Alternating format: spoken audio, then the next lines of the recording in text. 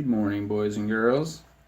It's another little session of knowledge and information I'm trying to lay down to some people. So, this is a book I'm reading now. Anthony De Mello's Awareness. It's a super good book. A little hard to get started. So you can kind of figure out what he's talking about, but it's really good.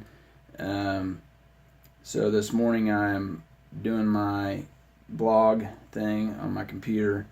On my website, if you haven't been to my website, it's www.hoodlum, that's HOODLM.org. So go there and check it out. But this video is made for this write-up I'm doing on reality and optimism. So if you would, subscribe to my videos, my website, my blog, my Instagram. Instagram is at HOODLM_PATHH. That's PATH, for progressive and alternative training for healing heroes. All right, here we go.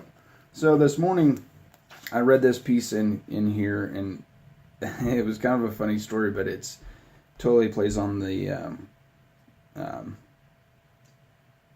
reality and optimism. So this is what led me to write this today. So he says here that he's talking about enlightenment. He says, and being awakened.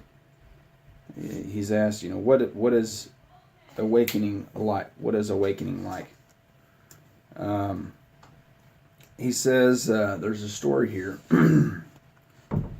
It's like the tramp in London who is settling in for the night. He'd hardly been able to get a crust of bread to eat. Then he reaches this embankment on the river Thames. There was a slight drizzle, so he huddled up in his old tattered cloak. He was about to go to sleep when suddenly a chauffeur-driven Rolls-Royce pulls up. Out of the car steps a beautiful young lady who says to him, "My poor man, are you planning on spending the night here on this embankment?" And the tramp says, "Yes." She says, "I won't have it. You're coming to my house and you're going to spend a comfortable night and you're going to get a good dinner." She insists on his getting into the car. Well, they ride out of London and get to the place where she has a sprawling mansion with large grounds. They are ushered in by the butler, to whom she says, "James, please make sure he's put in the servants' quarters and treated well." Which is what James does. The young lady had undressed and was about to go to bed when suddenly she remembers her guest for the night. So she slips something on and pads along the corridor to the servants' quarters. She sees a little chink of light from the room where the tramp was put up. She taps lightly at the door, opens it, and finds the man awake. She says, "What's the trouble, my good man? Didn't you get a good meal?" He said, "Never had a better meal in my life, lady." "Are you warm enough?" He says, "Yes, lovely warm bed." Then she says, "Maybe you need a little company.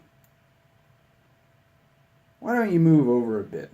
And she comes closer to him, and he moves over and falls right into the river Thames. He was dreaming. Hope and optimism versus reality. So yeah, read my blog posts. All right, that's it. Love you all. Hope you have a wonderful day. Later.